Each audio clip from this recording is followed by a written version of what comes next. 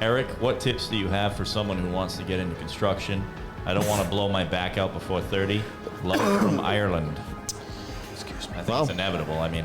Yeah, I mean that is really hard. Some sex tips. I've said this before, but if you're interested in doing construction, I would steer directly towards being an electrician.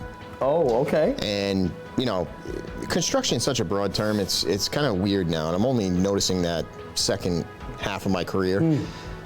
When people think construction, if you talk to anybody in the street, everybody says, "Oh, really? So you build houses?" That's not what the majority of construction ever is.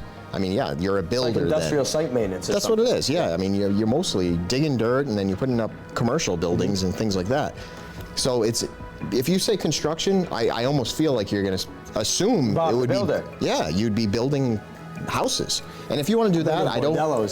If you want to do that, I mean, God, I just think the real estate market is so messed up. I would never get into that, but what I would get into is being an electrician because, and specifically, I would do electric work in commercial application. Commercial. Yep. That's where you see the most charged by plumbing too. Plumbing's making a lot of money right now. Plumbing is insane, and I think there's a lack of both. Plumbing and electricity.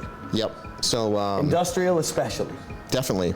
Nick and I know we end up doing all the actual labor for an electrician when it comes to commercial stuff, and I know they get paid a lot more than we do. Yeah. And our work takes 8 hours and bigger machinery. These guys show up in one truck. I think the overhead's way lower. And if I could go back, that's what I would do rather than big iron, utility. Big utility stuff. I just don't think it's. I don't think the profit is there compared to being an electrician. It's pretty hostile environment for small businesses especially. And you would say in any application of construction, at the very least, you try to get yourself into the union. Yeah, I mean, and that's another thing too. I mean, we would probably right away would say, yeah, if you ever get your pension, right? I mean, that's what everybody says. But yeah. Oh, you know what? That's a thing. I think it's you're gonna get it.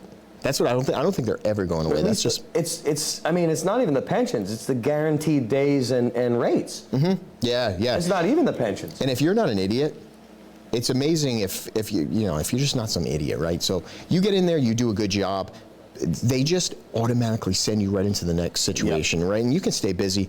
We were in North Adams, which is Western Massachusetts, and we were Nick, me, and actually Charles and Rob. We were there for a while. And we were speaking with people that deal with the same type as we are, which is like site construction, heavy machinery. And we're talking to 52-year-old guys that have 4 apartment buildings that are going to retire in 2 years. Yep. Full families, put them all through college. Small business work. You know, everyone says, like, at the beginning when I was starting a company with my family and everything, they were always saying, like, oh, you'll never make the money in union stuff that you will in private sector. Let me tell you, it's a lot more work than you expect. And I think it would have been smarter just to show up, do your hours, invest in something else with the money you're making because it's good. And then eventually, like these guys are saying, that they're going very slow. They're doing their work and they're getting paid like $2,200 a week. And they're going to be retired in 52 with a full pension. Yeah.